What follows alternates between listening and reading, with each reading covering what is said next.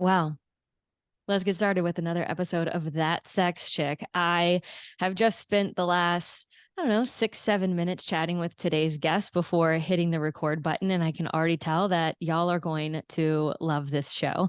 And it feels like two sex educators, two people in the space who help people have better sex, have better intimacy. Like we're just going to be chit chatting. I think about our own personal lives. And then, of course, things that we've maybe accumulated over the years that hopefully can help you with some frameworks and some ideas on how to open up your life, how to communicate better, and of course, how to sex and be sexed in ways that you really deep down want and desire to sex and be sexed. Dr. Tara, thank you so much for coming onto the show. You've been lovely so far, so I'm really excited to share you with our audience. Hello, hello. Thank you so much for having me. I hope you're having an orgasmic morning. Mm-hmm.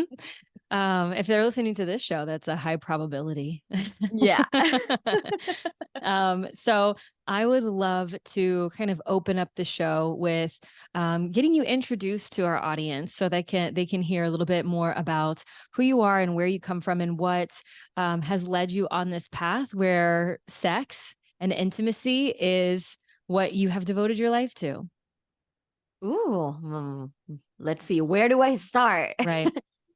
My journey, I like to give a little background of where I come from because I'm not from here, so it gives you a little context.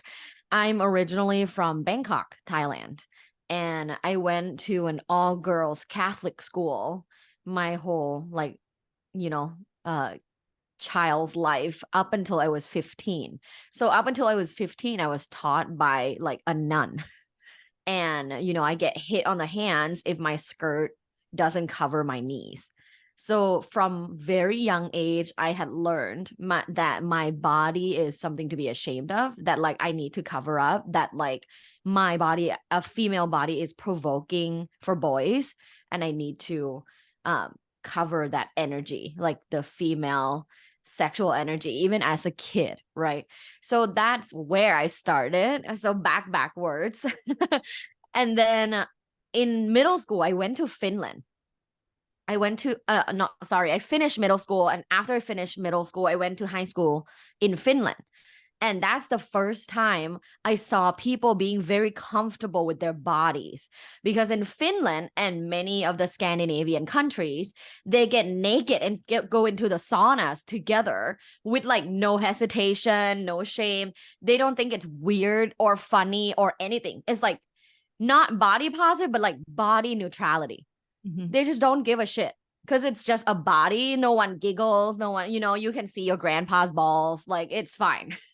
And that was my first time seeing body neutrality. When was your first time seeing body neutrality? So I traveled extensively in my 20s, and as you're talking, so we're from completely different parts of the world, right? And I grew up in South Louisiana. I went to Catholic school. I also would had to get on my knees to make sure that my skirt touched the floor. Otherwise, I would get a slip, and then I'd have to, when I go home, and I'd have to fix it, and my mom would Oh have to my take the hem out. God. So I had that too. Wow. Different parts of the world, Yeah. very Oh yeah. similar culture. Yeah, absolutely. And so I didn't know that anything was really different to my small town upbringing until I lived and worked on cruise ships. And Oh, so yeah. I've been to Bangkok. Oh, I've been all over the did place. you bang some cocks? Probably, yes. Yeah, I have some really crazy stories about our Ooh. trip to Bangkok. Just like totally different time in life. But my travels brought me to Iceland Ah. and in the hot springs. And that was Mhm. the first time that I walked into a locker room, and I walked into the area and everyone was just normal, naked. And Mhm. it was kind of a shock to the system where I'm like, oh, I've been culturally conditioned and societally conditioned to think a naked body is sexual, and Right. that someone who is naked is passing, like they're open for some kind of sexual interaction. It was really Mhm. strange. And then I'm like, okay, well, now I'm the odd one if I sit in the corner or I try to cover up. And so I was like, how about I just try changing like normal as if they Embracing. weren't there and let me just see how this feels. So as you're describing this, I'm like, me too. Wow, we have a very similar like life experience. Yeah. So yeah, like in high school, I went there, I saw that, and I was like, it really opened my mind. Like, okay, where I'm from is just this tiny little dot in the world, Mhm. and everywhere else have different practices and different perceptions of different things. So at that point, I was like, okay, I'm just gonna do what the Romans do what the Finns do, and Exactly. embraced it, right? So at that point, I had embraced like body neutrality, like not necessarily making it a thing, but also they weren't. Finns are very like stoic, so they weren't like, oh, bodies are beautiful. Like, they weren't like body positivity the way America and to be honest, like commercial America is, Yeah. right? So yeah, like I learned to just embrace what I had. And like when I was in high school, I had like a board. I was very skinny, no ass, no tits, just a board. But I loved it. I just love being different there. So that was my um first pivotal point. I have two more. The Mhm. second one was moving to America. Moving to America, the first place I moved to was Los Angeles. And Los Angeles, I think, along with New York and San Francisco, are very sexually liberal. There are a lot of like sex toy shops, there's, sex parties, sex clubs. Like people are generally much more open than other parts of the world and other parts of America. So when I first came here, I went to a huge sex toy shop, which I was like, whoa, I've never seen at that point. Like, I've never seen. I'm also older, right? So I didn't grow up with like internet since like when we were 5. Like kids Right. nowadays grew up with internet since they were 5. So they've seen everything by 13. But at that time, for the first time, I saw BDSM toys. And I saw like, the pig mask and like the ball gag. And like I had no idea what they're for. And I've never seen porn in that genre. So I was just mind blown. Like, whoa, what else is there in terms of sex? Like, what else do people do for sexual pleasure? And at that time, I wasn't yet studying sexuality. So in my master's, I actually studied relational communication. And what it is communication and interaction within a relationship. So I did research on like intercultural relationships because at that time I was dating someone of different racial backgrounds. I was really interested in that. And then after I finished my master's, I went to a PhD in Arizona. I lived there for 4 years. It was a fun time. I had my like whole face. And then after I graduated, I got a job, my dream job as a tenure track professor at California State University, Fullerton. So I moved back to LA. But with that journey, so I was, quote unquote successful, right? As a young adult. Okay, I finished with my PhD. I got a job, like working towards my tenure as a professor. But deep down inside, I was very insecure because my personal life was like kind of a mess. Like I didn't know what I was doing. I was fucking a bunch of people, not really having any directions. So at that point, the first year when I came here, I was like, I want to get married. And my parents are like, when are you going to get married? Because in Asia, I can't generalize. I would say in Thailand, people get married really young. And we were talking about this in the South too. Like you have a friend who's like 24 who has a baby. Oh, yeah, earlier than that. Yeah, absolutely. 22. They're like, we've been married for 3 years. Exactly. Yeah. So same with like Thailand. So my parents are like, oh, when are you gonna get married? So at that point, I was like, you know what? I have an amazing job. I'm ready. I'm gonna get married. And I literally met someone on Tinder and we got married like 6 months later. And that was a mistake. That was a mistake that was so big that I think it turned my whole life around to really focus on studying sexual satisfaction and sexual compatibility. Because in my culture, it's like just get married and then fight through everything. No need for that, chemistry or butterfly talk. That's like American talk. Don't listen to them. They're individualistic. Uh, get married and stick it out, right? Mhm. Like get through it with your husband. And we had so many like minor but major difficult times. What that means is like I was in this like relationship bliss black hole. Like people think from the outside that it was a perfect marriage. He was, tall, handsome, great personality, also a Buddhist. And we would travel the world, just amazing, like life, right? But at home, a lot of times I would just sit on the floor and start crying and start and tell him I'm not happy. I don't know why. I feel like I should be, but I'm not, and I don't know where it comes from. And that really started my sexual awakening journey, because at that point I was like, maybe it's me. And then I started looking into, because at that point I was already teaching sexuality class at Cal State Fullerton. So I, started writing a textbook. I published a textbook. Like, I know so much academically about sexuality, not so much about myself. So at that point I felt like a fake, right? I'm teaching people, you got to do sexual communication, you got to do this, you got to do this. I was talking the talk, not walking the walk, and I felt ashamed.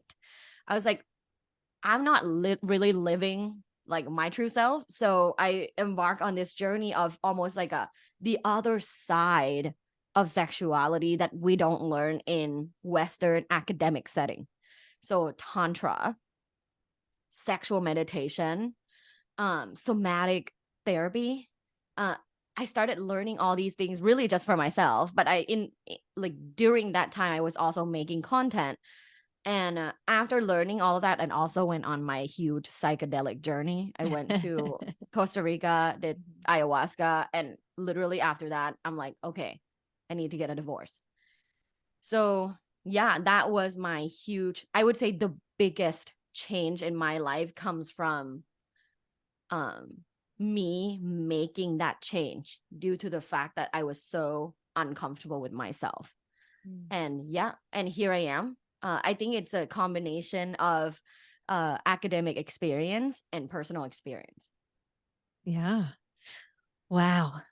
Lots of parallels for sure. Even still, in wasn't a first marriage for me, but it was a big relationship. The relationship where I learned all the things that I don't ever want ever again, Yeah. ever Yeah. again.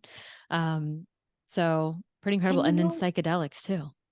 psychedelics like really changed my life. It Yeah. really changed my life. I started with shrooms first, and then when I was ready, I went to the retreat in Costa Rica for ayahuasca. But I have to credit a lot of this to my ex-husband. He was the one that taught me the psychedelic world. Like, and then after trying different things, I'm like, peace out. Like he really was the person that showed me a lot of things. So I feel like the universe had gifted him to me as like the mentor, right? And we Yeah. weren't meant to be together romantically, but after, he's, happy and healthy and on his path now. But after I've met my second husband and started dating him, I realized, holy shit, I have never had sexual compatibility and chemistry like I do now. And I have fucked many people. When guys on the internet try to shame me for my body count, I'm like, I have more experience than you, boy. Yeah, like I've had a lot of sex. I know exactly what I like, and I can say it exactly what I want. So with my current husband, I know that this is the relationship for me because I've never felt this way before. It's never Yeah. been this like compatible before. And also where we are both in life, we're speaking, like we're communicating, which is awesome. So sweet and so real, I it's really interesting. So I have a group of friends that I am very, very close with. And so community has played a really big role in my life and my relationship satisfaction. And, in that, like, I don't look at my partner and need every single thing from him. I have my girls to act like women Period. with. Yeah. Yeah. And so I'm not looking to him to fill that role, which feels so good. And I try and highlight that and put an exclamation point behind that and making sure people have their community in order to really have the foundation for a great intimate life and fulfilling relationship. But anyway, so I have my group of friends and I am by far the sluttiest. By far. Love it. And, and we get into these conversations. It's really interesting because um I think maybe when we first were becoming friends, maybe it was, this was like 4-ish years ago, 5-ish years ago, maybe. Um, I think that they were, and I'm paraphrasing here, kind of taking multiple friends and kind of making it into one kind of coagulated consciousness here. But I think that they, generally speaking, were really happy and even proud with how much they held back. And Mhm. now that we're all at least a baby in or pregnant or whatever, we get into these conversations where I'm hearing more from them how they wish that they would have given themselves more permission, where Oh my God. they're like, Literally. oh, I wish I would have seen more dicks, where like every now and then I'll have one of them will be like, I've held two dicks. And I'm like, oh, I don't even actually know the number of dicks I've seen, Same. or maybe held. And I would say out of all of the guys too, my husband's probably the sluttiest over Bloodiest. there too. And we both got into this relationship with like, there's no shame I allowed love it. The here. union of sluts. Yeah, yeah. But what's really interesting is that and Jordan, my husband, has come onto the show and we've talked about this quite a bit, that I wanted to go deep. So I went broad and I was like, okay, I just want to interact with lots of people. And then I went, you know what? I'm tired of interacting with lots of people. I want depth, meaning like not that I need to go deep with that person regarding like having a relationship, but like I want to go beyond the surface and I want to have different types of sex. And so I was Mhm. exploring in BDSM and Tantra. I was like exploring in all these like quirky, interesting ways. I wanted different versus the same thing, just with different people. And Mhm. and my husband was more like, his version of novelty was just in the people changing. Like he didn't get to a place where he wanted to have anything different. He didn't get to a place where he was challenged, like where he challenged himself to grow and expand and explore. Really, it was more like, I'm just going to keep having different little relationships with different people or having, sex or whatever. Then when we got together, I challenged him in that regard. And so we knew at large, like, you fucked lots of people and so did I. And now we only want to fuck each other, sort of. Mhm. For now, Mostly. right? Exactly. That's the thing Exactly. when Exactly. people tell me like I would never do that. I'm like, you've only been together 3 years. Like wait till 20. After Right. 15, 20 years, maybe you're like, damn, maybe I want to swing. You Yeah. never know. Like Yeah. really no one can say never, like you never, right? You Yeah. don't know for sure. I remember when my current husband and I first like started dating, I told him like I can't live life with sexual monogamy, just so you know. Yeah. And he's like, I agree. That makes sense. It's logical. Both, I would say we do have parallel lives. I would say Yeah. both him and I have had sex with a lot of people. He had sex with a lot of people and have a lot of experience, know how to like go down on a woman, know how to finger. Like, I was like, okay, we're at about the same experience level. I see. At that point, I wasn't like really, I wasn't judging, but I was like, "Ooh, let's see how good you are." And he Sure. was really competent. But as you were talking about your husband at first being like, "Oh, I want to kind of do the same thing that I've been doing." So I have created like through my studies of thousands of people in my sample size. I've studied what is called the sexual profile. Should we talk about that? Yeah, do it. Yes, please. I mean, I have grabbed Jordan's hand over the last 6 or so years, 5.5 years. I've grabbed his hand and I've brought him into some interesting places and some interesting situations. So he's opened up Ooh, quite a bit since we've gotten together. But I am always looking for different ways to like open up our communication. I mean, us personally, of Mhm. course, everyone who's listening to the show, I'm like, Mhm. what are different ways that we can open up even more, explore Mhm. even more, go even deeper? Yeah. I mean, even pregnant, like Mhm. we still, what else is Sexy. there even still? Yeah. I have a thing for mom porn. I That's the porn I watch. It's mom Great. porn. So, with Dr. Tara's sexual profile, I look at four different factors in how someone express themselves sexually. Because again, my area is human communication, particularly sexual communication. So I wanted to look at sexual interaction based on kind of expression type. So the first factor is whether or not you're more dynamic or more consistent. A dynamic lover loves change, right? Loves trying different positions, trying different things, and really enjoys novelty. A consistent lover loves being consistent. kind of the motto is like, if it's not broken, why change it? Like, I Right. know exactly how to come. I Yep. know like what position I get in that position, and I know exactly how to have pleasure with my partner. Why change it? So like some people are more like consistent lovers. And it doesn't mean they do like one thing, right? They could be doing 10 things, but like consistently doing the 10 things. Sure. So that's the first factor. Which one do you think you lean towards? Me personally, Hmm. I think in my relationship with my husband, we lean more on the consistent. So we've got our handful of go-tos, and Yeah. then every You're like, so I come often, every time. oh yeah, at least a couple times. So and but I think that like that's what we lean more towards. But I Hmm. would say we intentionally put something more dynamic in the Hmm. mix at Hmm. least once a month. Like we put a whole little chunk of time where we're going to intentionally go in and do different things and try different um mindsets and Yeah. roles and different Or things, but location. all of it. Yeah. But in our day to day, it's probably more on the consistent front. Love that. Yeah. And the thing is, when you're similar, the sexual compatibility is higher, but it doesn't mean if you have different things, it doesn't mean that you're in a shitty relationship, right? It's like Sure. communication and flexibility. The second factor, so there's four. The second factor is whether you're more kinky or more traditional.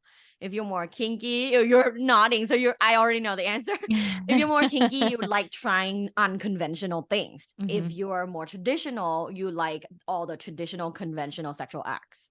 Are you leaning towards kinky? I lean towards kinky, and I would say Jordan probably leans more towards traditional. Yeah. So that's where a lot of communication has to occur, Yeah. right? Because Yeah. there's a difference. So Yeah. the third factor is whether or not you're flexible or monogamous. Flexible means you're open to the idea of playing with others. And this is a very like vague description because it doesn't mean you have to do a specific thing. It doesn't Sure. mean you have to have an orgy. It Right. may mean you want to try a threesome, right? Right. So flexible means you have flexible boundaries, and then monogamous means absolutely cannot have sex with others. It turns you off. It's disgusting. You only want to have sex with one person. Yeah. Are you Yeah. leaning towards flexible or monogamous? I'd say we both lean towards flexible. And that's awesome, right? Because at this factor, I learned from research that it's one of the hardest ones to communicate about Mm. if Oh you're yeah. very different. Yeah. And then the last factor is how you express and how you enjoy the other person expressing during sex. So, are you towards animalistic, which means you tend to be very loud, you like, hard grabbing, scratching, rough sex. And then the other side is gentle. And again, people can like both, but we all lean towards one as a Sure. tendency. Gentle means you love romantic, sweet, soft sex. So which one do you lean towards? I think we both probably lean towards gentle, Mm-hmm. but I've had it's just really interesting. Like considering like all the types of sex that I've really enjoyed throughout my life. I'd say my partnership with Jordan, we collectively lean towards gentle, but I've had some experiences, before I was in this relationship where if I would have long term been partnered with that person, we both probably would have leaned more towards animalistic or primal. Mm-hmm. So it's really Mm-hmm. interesting to kind of compare. Yeah. Yeah. The cool thing is like when it comes to your sexual profile, like so now you know, right? For each Yeah. factor what you are, and if you have your husband do the same thing, then you'll know what he is, and kind of it's a good conversation starter. Sure. Because for people like a lot of my clients that are interested in being a little bit more flexible, they don't know where to start having this Right. conversation. I'm like, take this quiz. Oh, so this is a quiz on my website. So Yeah. if you can share the link, Of course. any of your listeners can take the quiz, have your partner take the quiz, then talk about it. Right. But with this, you can start talking about, oh, okay, so I'm this, but you're this. How do we compromise and how do we both get what we want Mhm. if we want to be in this relationship long term? Right. Yeah. Right. Right. I think every coupleship, every relationship's maybe going to shake out. I mean, you can tell me if this is right or not, but the dynamics might shift, like if I would have taken that quiz in a different time in life, might have shown up with different results. I mean, Yeah. do you see that as if somebody takes Oh, it yeah. and then like 5+ years later, like, or a few years later, or even 6 months later, depending on how much they've been expressing and opening and exploring, that some of their results shift? Yeah, I think people change all the time, even with Myers-Briggs Right. personality test. Like Right. you can take again and maybe you were an I and now you're an E, Right. right? Because like Right. it's also self-report. So it's like Right. your perception of yourself. So maybe at certain point in your life, you were like, I feel really introverted. But now, like I have discovered my quote unquote true self or whatever you felt at the Sure. time. So I Sure. would say because it's self-report, with sexual profile, it can morph and change based on where you are in life, how much experience you've had, and as well as what kind of partner you're with. Yeah. Right. But I do see because it is not just based on nothing, right? It's based on previous research on these different characteristics. I do see that when people have certain tendency, it doesn't go away. It's whether Mhm. or not they have discovered it. For Sure. example, when I was young, I would always score monogamous. I would never score flexible. Now I score flexible, easy, right? But Mm. because when I was young, I didn't understand healthy, ethical non-monogamy. I didn't understand that you can play with others like once a while. I thought open relationship is like open, fuck everybody, right? So I didn't have the right knowledge and I also was very insecure. Sure. And I didn't want to accept that part of myself. Now, if I take the quiz and I take the quiz again 10 years later or 20 years later, it will be the same Right. because I know exactly who I am. And as a person, I would never be sexually monogamous. Right, right. Yeah. Yeah, and then it looks like lots of different flavors. And there's lots of different flavors to everything that you just described. Like Yeah, within each one there's exactly. a spectrum of sorts. Yeah, Like inside 100%. kinky that there's a spectrum of what, Mhm. like under that umbrella there's all kinds of Yeah, interesting ways yeah. you can be kinky. And then inside of the flexible, you've got the people who like to swing and the people that or maybe they like Yeah. to go to orgies or go to play parties or go to sex clubs or whatever. But then there's the people that just simply like to go into sensual environments. Yeah, Like exactly. Jordan and I go to experiences, and if we're not totally open to be sexual, like having any kind of genitalia played with, then, we don't mind being watched. We don't Mhm, mind having someone come in and on a sensual level play with us, but we're not mhm, exchanging any kind of sexual mhm. gratification of sorts, but there's still sexual energy that's present, but that's still flexible. Yeah, oh yeah, Having anyone yeah, come into our bubble is yeah. flexible. And I think that you're hitting something that hopefully we've got some light bulbs going off for people, is Mhm, that it doesn't have to look any kind of way. And we've had a number of people on the show to talk about varying degrees of open relationship or polyamory or how mhm. you want this to look.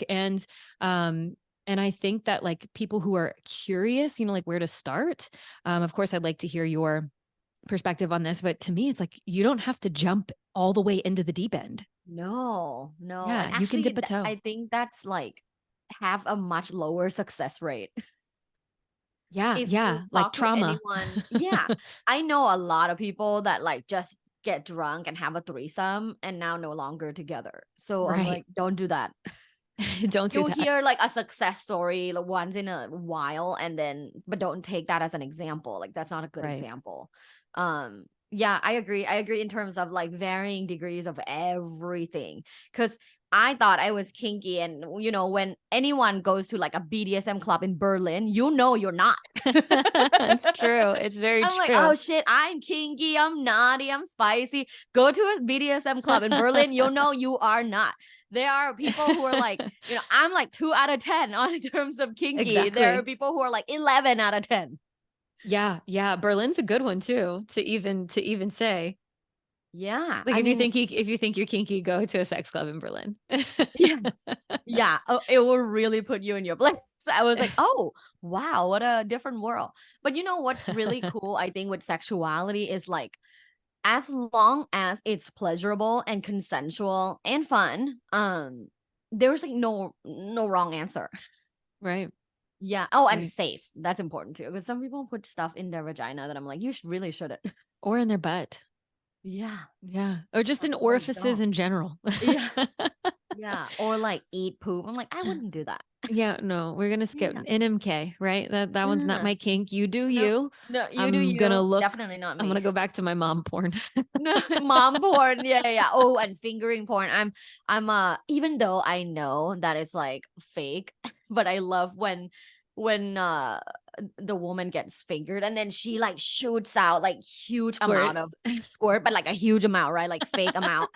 Like it's kind of comical, but I like watching. I'm just laughing. Like I enjoy it. So for anyone who was listening and thought that women didn't also talk this way, women also speak like this, you Yeah, know. yeah. But I guess it is relatively rare that I have someone on the show that we do get to banter a bit more like this. We talk a lot about relationships, which I'm going to shift this into in a little bit. But we do talk about a lot No, like boo, relationships. talk about porn. Just kidding. Well, we can talk about porn in relationships. No, True. separate conversations, which I've had a number of them on the show. Um, but kind of going back to how we were talking in the beginning about, you and I've had a lot of exploration, had sex with a decent amount of people and are now in marriages. And, even though I was saying, I have this conversation with my friends and then they're like, I've only seen this many dicks. What's up with that? Um, in those times, I do have this really interesting level of like pride for myself where I'm like, I'm glad that I explored. I'm glad that I went out and I did the thing, I used to joke when I was traveling. So I lived on cruise ships for about 6 years and I've been to 79 countries so far. And so I like saw Whoa, lots of different, that's it's a crazy. lot, That's all amazing. before 30. So I'm like, I feel Damn. like I've done the thing, which is why I'm really excited to do the next thing that I haven't done, which is start a family. Like that feels so Yeah. foreign, like Yeah, that's the right? next grand adventure. But in my time in traveling, I was like, I saw lots of different shapes of dicks and types of dicks and even women and interacting with women in a new way and in a sexual way for the first time. And just, you know, I did play and I did explore and I put myself at risk a number of times where I look back and I'm like, ooh, that was probably not the best decision. But, Mhm, and there were times where I felt really shameful and I felt really down about myself. And then there were times mhm, where I felt really liberated and super sexy and on point. And, when I look back at that time, I do feel a general sense of pride of like, I'm so glad you did the damn thing. Like, I'm so glad you are mhm, intentionally choosing what you want in your life now. And I don't have this level of like, well, I wonder what if. Like, I don't have this, mhm, I wonder what if because I traveled, because I did the psychedelics, because I had the sex, because so it's just mhm, this really fulfilling kind of place that I find myself in. Like when COVID happened and the world shut down and they were like, maybe we'll never travel again. We're trapped where we're at. And I'm like, I did it. I did, I actually mhm, feel at peace if that were actually going to happen. On the other hand, I look at my husband and I'm like, oh, but you've only scratched the surface. And so I mhm, want, for him to be able to go and explore and see the world and all of that. But anyway, it still comes with in these conversations, with my friends or whatever, that and even here on the show where I do have this general sense of pride and I feel good about it. And if I sit with it, I do still have the remnants of shame. mhm, Like did I, and this I think comes from, the Catholic upbringing where I used my body mhm, or I let my body equal my worth and my value and mhm, I didn't treat it nicely or I didn't treat it well. And I put it at risk and that wasn't smart. And so like I'll kind of go through like I can touch where I've dealt with a lot of shame and processed it. Um, but I still can feel it in there at times. And then the feeling of like what makes me even wife material now because I did this. And so like I tainted my like soul and my spirit. It's just really interesting. Like I mostly don't deal with that. mhm. But it's still kind of there. And I know that it's probably there for a lot of people. So I just all that's kind of lead up to I would love to just chat really quickly about the concept of shame and whether it's people who have shame because they didn't explore and now they're married and have a family and they lean towards monogamous but they have like this hope of flexibility one day, and so and then there's shame for that. Or it's Mhm, more like maybe my story where it's I went out and I did the thing and now occasionally don't know how I feel about it sometimes. And I just yeah, I'm curious your thoughts on that and generally like how people deal with sexual shame. Gosh, the thing with shame is, and any research will show you, is that it comes from every fucking angle. There's no one particular shame, right? There's no like, oh, I didn't explore, and now I'm in this relationship, I'm in this marriage for a long time, and I feel like, oh, I've never lived that life, or shame of like, fuck, I had sex with 100 people, and now I'm dating this guy, and I don't know how to tell him because he's asking. There's shame of also like, you know, oh, I don't like my partner's penis and I don't know who to tell. I don't want people to judge my relationship, my marriage, right? Or I don't find my wife sexy. I don't find my wife attractive. She's a good mother, but I don't find her attractive. I'm ashamed of that. There's so many kinds of shame. And at the end of the day, if you want to kind of measure as a social scientist, I'm like, if you want to measure your shame, you can kind of think of um how many things make you feel negative and bad in your body and jot it down. Those are most likely the things that come from this little pocket of shame that's in your brain. One way to deal, and I'm not saying you do this one time and oh my god, I have no shame, right? it's it's a journey. It's a journey, and just like you, I'm also processing these different things. Sometimes when I'm really reflecting, like some stuff will come up that made me feel bad, right? So it's a journey. However, there's research that shows when you write it down, so journaling is a huge, like, it's a very powerful tool that I feel like some people make fun of because they don't understand it. When you write stuff out and then you do something to it, maybe you change a narrative by writing a different narrative under it, or maybe you do, kind of tear it apart, or maybe you burn it, or whatever it is. It slowly changes how your brain is wired on those topics. So for me, I don't necessarily tear it or burn it. I write down the things that make me feel bad about whatever I've done sexually or what I'm not doing. And then under it, I write, here's my new narrative. And then I write something positive about it or neutral. And then I tell myself that positive or neutral narrative every day, right? If it's still lingering in my body, I'm working on it. But if it's gone, then I come visit it later. So that's the practice that I do in order to address the shameful things that I feel. Yeah. Yeah, that's a good one. And I forget about journaling. I mean, I don't know if you're familiar with the artist's way, but it's a journaling practice in the morning for creativity. But Mhm. even though it's for creativity, there was so much that came through. And it's 3 pages of free writing every Mm. morning for 12 weeks. And I did it recently, and it was totally a game changer because not only did creativity and things that I wanted to create in the world come out of it, but there was so much uh goodness, I didn't realize that I was holding a lot of tension around even some components of my relationship and my marriage. And then as soon as I wrote them, I was like, wow, I don't want to feel that way. So I'm going to choose to write something different and I'm going to change the Wow. way that. So I You're a forget great sometimes. example Oh of yeah, the I forget research. sometimes. Yeah, I forget sometimes like journaling is really really powerful and I think Mm. sometimes kind of like meditation, journaling falls under the category of like yeah, cool in theory. Like Mhm. somebody might say not cool in theory but like And a I lot know of that people make this fun of, like, "Oh yeah, my like I know god, what it's are on you the list. writing?" Yeah, like I know that it's on the list but like it's too almost too easy. Like Mhm. it's too simple but not Mhm. really that easy in a sense like to sit down and actually do it, but can be so powerful. So thank you for that So reminder. powerful. And you really can't deny like the amount of positive psychology research that has been published that talks about the powerful tool like journaling and meditation. You can make fun of it, maybe because you're not practicing it wholeheartedly. I know many people that try, they start trying, which, I like, kudos to that, because it really, it's hard to start, right? So Right. it's good to start.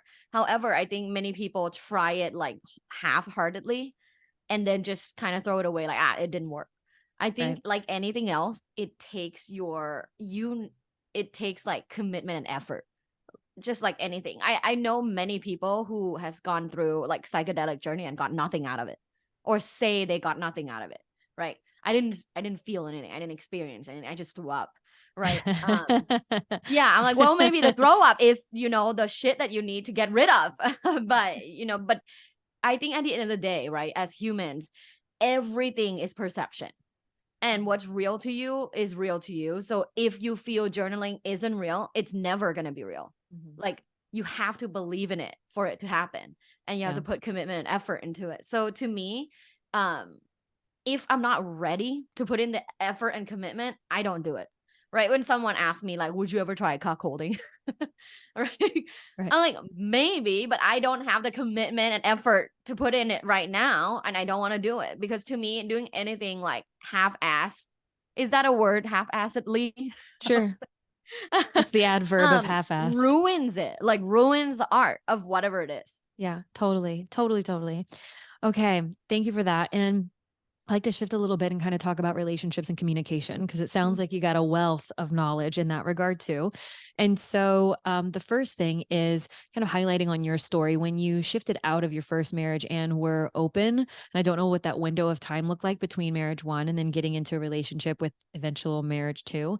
Because I know that we have a lot of people who, I would say the vast majority of our listeners are probably in relationships, but we have a nice percentage of people who are seeking their next great love and seeking their next relationship. And so I'd love to speak to those people for a moment and just like if they're in that transitionary period, maybe they're but just post divorce or a breakup or something like that.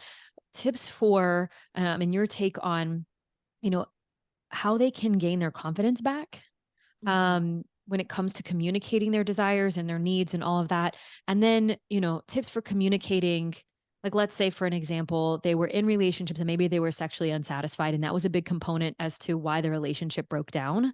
How can they gain confidence just generally? And then when it comes to speaking up, with regards to their sexual preferences and desires to ensure that they don't essentially make that mistake again. mhm. Oh, I love this question.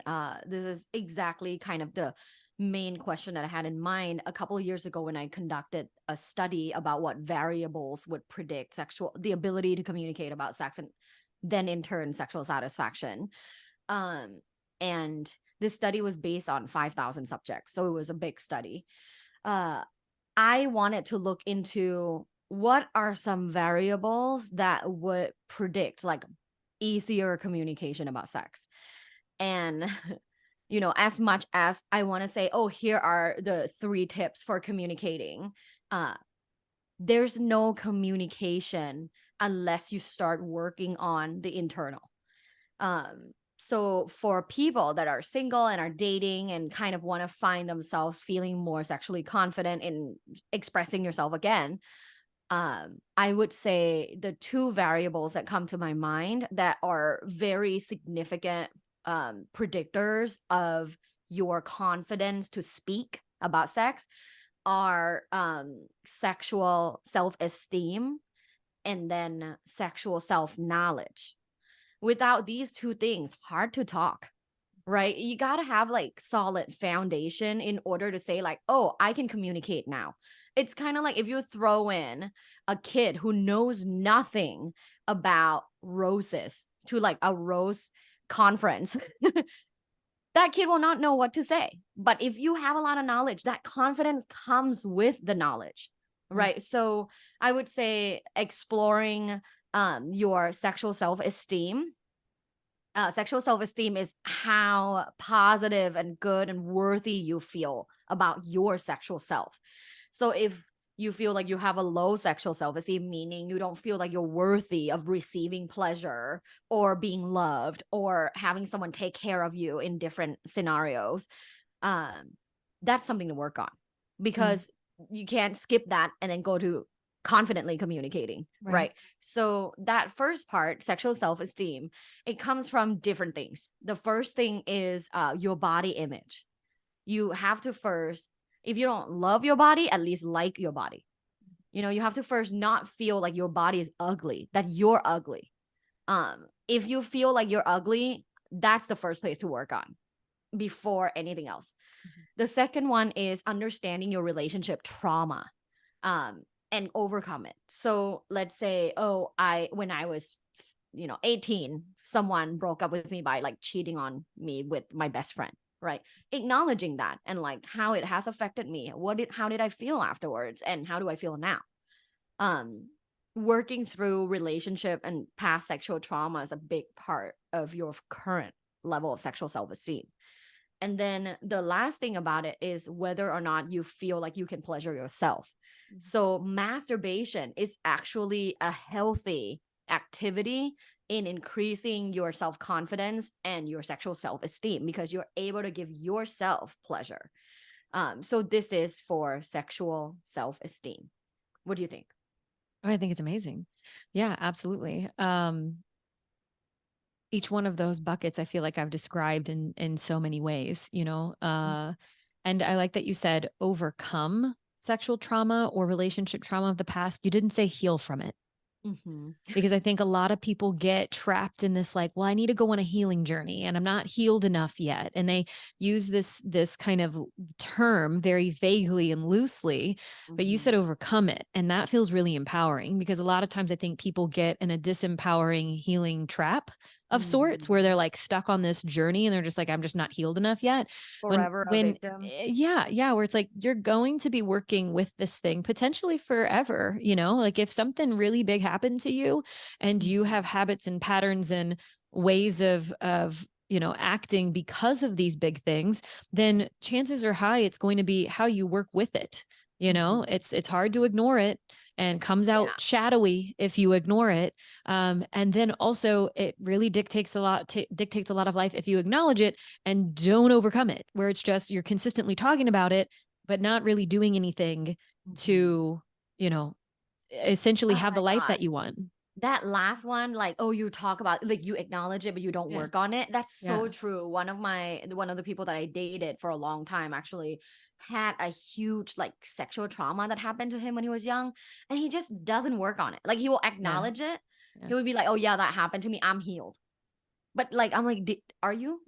Because Right. it shadowy when you were like it's shadowy, it comes up. It Yeah. totally comes up, and it comes up in erectile dysfunction. It Yeah. comes up and he went to get his T level tested. He, like nothing's wrong, Sure. Sure. right? Sure. He just doesn't want to deal with it. And to me, that's difficult. And it's difficult for your partner. Yeah. I know it's difficult for you, but it's also difficult for your partner. And Yeah. it will be Absolutely. difficult like moving forward in your relationship, whoever you're dating. So Yeah. yeah, those are the things that kind of go into the sexual self-esteem factor. The second factor that I was talking about is sexual self-knowledge. And this can come from like so many almost like philosophy. Because if you're talking to someone who like likes metaphysical thing, there's a lot of like energy and Sure. chakras. Sure. Right? Yeah. Yeah. But if you're talking to someone who's like into, just road psychology, scientific methods, then my kind of people. you're Great. then they will go into, okay, what are your erogenous zones? Like count them out, do the yes, no, okay list, right? Like knowing, like cognitively knowing your body and knowing more about sex. Like where is a G spot? Is there a G spot? Like what's your, most erogenous zones? Like what arouses you the most? So it's more like cerebral and cognitive and understanding your body very well because that's empowering. When people are like, what do you mean in understanding your body really well? Like, I know I have boobs, I have nipples, I have my vulva, my vag. Like, what else do I need to know? Like, Right. it's so much more than that, Oh right? yeah. Like, Yeah. so that's why to me, a mix of that, like Western and Eastern, like the mix of scientific and metaphysical is really helpful. I Right. know this lady in LA who does vaginal healing through crystals. Right. And some people that I tell are like, that's fucking bullshit.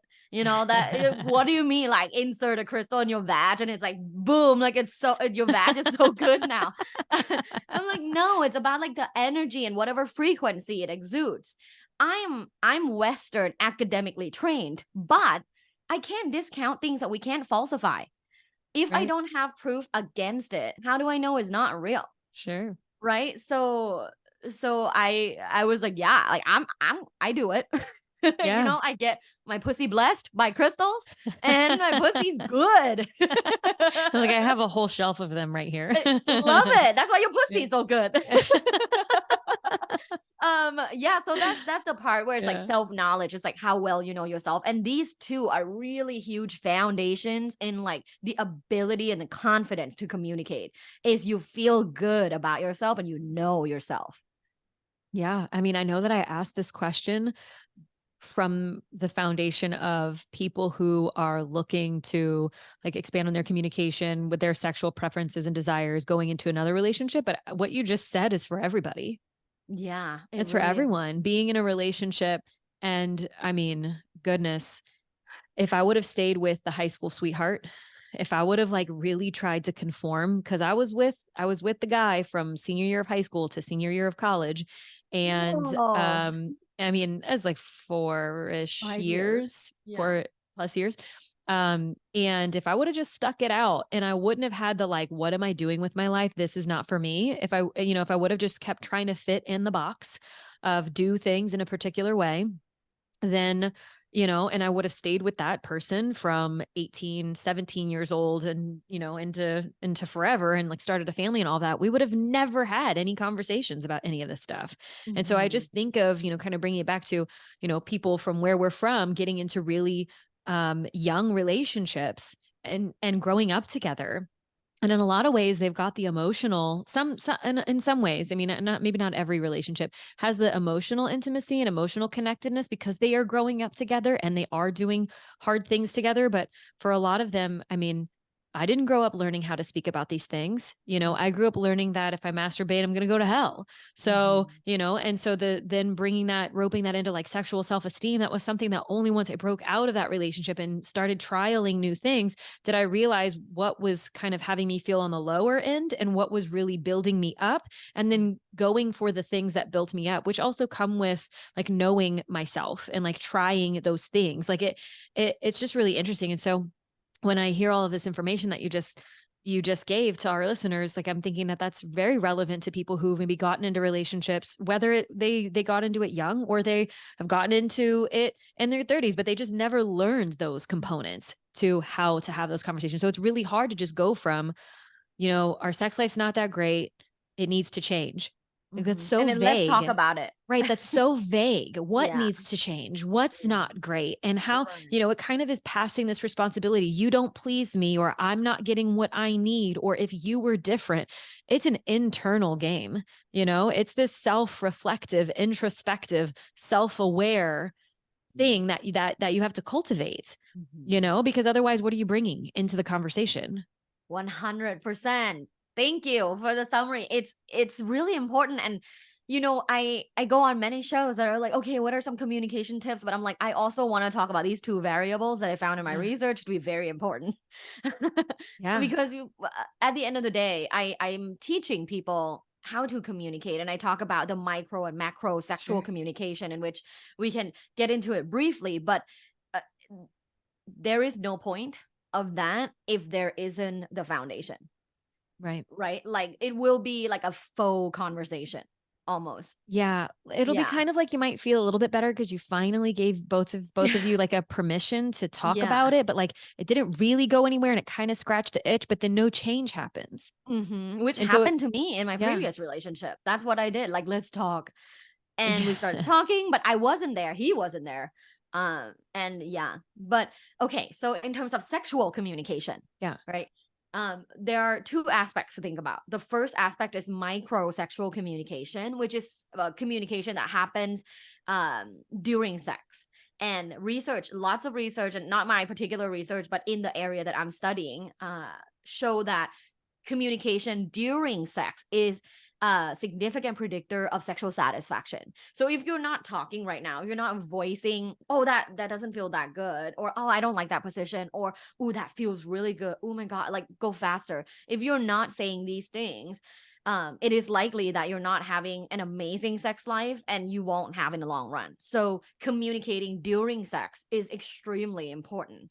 There is So another hard factor. for Yeah, so many people. It's it is. especially hetero vanilla. Mhm, It's like once the yes is there for sex, it's mhm, like we just keep our mouth closed mhm. until was that good for you at the Yeah, end, yeah. It's That's crazy. why that first two factors were really Yeah. important to explore, Yeah. right? journaling about your experiences, or doing sexual meditation and going through like processes of understanding yourself in order to build the confidence to talk. I think that's really important. But yeah, that during sex communication is extremely important. There's a concept in our field called dirty talk, and it was born in the human communication field, because we look at what are some of the communication that occurs during sex and what's like a really unique factor about it. And what we found is that people do dirty talk only in bed, like only during sex, right? You don't just like go to a coffee shop and start doing dirty talk and saying a bunch of non-PC things. Like people allow themselves to be free of PC and of what is acceptable in our culture and society in bed, which can be extremely liberating. And research found correlations between people who do dirty talk and rating their sex life to be better. So there's that one thing. And Right. I'm sure you might have like a dirty talk episode already. So go listen to that one and practice your dirty talk. If not, I could come back and talk about dirty talk the whole episode. Great. So that's during sex. So that's micro communication. After sex, there's check-ins, right? Like pillow talk and checking in, all of that, like aftercare is very important. The other big factor is macro sexual communication. And this is basically communication about our sex life. Right. So not during sex, about our sex life. And when you're engaging in macro communication, it's highly important that you don't talk about it in a sexual setting. So never talk about it in bed. Never about it when you're like cuddling and laying somewhere where you have sex, because you don't want that kind of tension and energy in a place where you're trying to let go. So have it over like coffee, have it over a hike, have it, walking on the beach, have it over maybe dinner outside. I actually personally, ever since I became super into like energy stuff, I don't even like having it at home, because I don't want that kind of tension at home. Like, let's go to a coffee shop and like chit Yeah. chat. Yeah. Right. So there's that, the context. And then the second thing is to prime. People wait until they explode and then they start talking about sex and like, oh shit, you were not happy. I had no idea. You never came. I had no idea. Right. So don't wait till you explode. Like prime the conversation. Hey, I want us to talk about our sex life this weekend. Do we have time? Are you open? Like, what's our schedule like? Okay, you have Sunday off. We're gonna drop our son off at baseball, and then like we're gonna go grab a coffee. It's gonna be like an hour. Let's chat. Right. I know this is really hard to start, but it's hard for everybody at first. Yeah. It's just like anything else. It's like snowboarding. I'm shit at it. Right. It's hard to start, but like you just got to do it. So bad. So so you can be the listeners, like you can be the empowered one. You can be the person that initiates this conversation. And so that's how you initiate. In terms of what you talk about, you can think of it in three aspects. The first aspect is, how have we been? So you can ask that in any variation. Like, how do you feel about our sex life for the last 3 months, 1 year, ever since we've been together, ever since we had our first kid, second kid, like whatever, you would kind of go back to like however you want to check in. But that's like, how have we been? And then how are we now? And what else can I do? These are some of the things that are really important to talk about in your like big picture macro sexual communication. So in general, at the end of this conversation, you'll end with like, where do we want to go? And set a sexual goal together. I know all of this sounds really hard. So like, if you feel like you might work on this better with like a sex therapist or a sex coach, feel free to reach out to anyone near you. Because it is easier with a third party, like navigating this conversation. But you are not powerless. You can totally have this conversation on your own. And it's just follow this structure, like listen to this episode, pause and write down these three aspects, and then just have this conversation. You can be the one that starts. Beautiful. Yes, I couldn't agree more. And I also like the coffee shop Yeah. conversation. Yeah. I don't like that tension energy like Yeah. inside my home. Or at So my kitchen whenever it's like a table. serious, whenever it's a serious conversation about about anything like Sure. like finances or how to raise Yeah. kids, I feel like it's better out like outside. Yeah. Not here. Yeah. No, I completely agree. And I know we're rounding out. We're getting towards the end of our time together, and I have just so thoroughly enjoyed this conversation with you, Dr. Me Tara. too. And I I know that there was something that you mentioned at the very beginning of when we were talking kind of in your story. And I'm curious about this, and maybe you have resources, and so we kind of end on like where people can find some of your resources and things like that. But you mentioned sexual meditation and affirmations, and so I would be remiss if I didn't kind of double click on those for a second, and because that's something that has really been helpful for me in some ways, like going through certain kind of meditations, whether it's a priming for safety, like a somatic experience, or a little bit of breath work or something like that, kind of just dropping me in before I go into sexual experiences. Mhm. That's been helpful for me. It's also been helpful for many of my clients. And I have a couple of resources, but I really, it's very rare that I experience someone who has more resources in this particular regard. And so I'd love to just hear maybe like uh, a quick little bit of like what that is and why you would use it, and then potentially what you might have available for our audience. Yes. So I love sexual meditation. I've been practicing it for many years now, every single day for 5 minutes. And it really has helped me maintain the level of sexuality that I want. Sexual meditation is like a regular meditation practice, but it focuses on sexual thoughts and sensations and feelings in your body. There's lots of research, particularly out of the sexuality lab at the University of British Columbia, that show how effective and powerful sexual meditations are, particularly for people that experience like maybe sexual anxiety or sexual staleness or even sexual dysfunctions. There's studies that show women who previously had cervical cancer and reported like feeling nothing in their pussy, like just no nothing, like don't want to have sex, don't feel anything in my pussy, trying this intervention and afterwards reporting feeling significantly better in terms of their sexual functioning. So it's powerful. What I did was I recorded a couple of different versions of sexual meditations on YouTube. I have it on there for free. Anyone can do it. And there's a 5 minute one and a 10-minute one. There's also a solo one and a partnered one.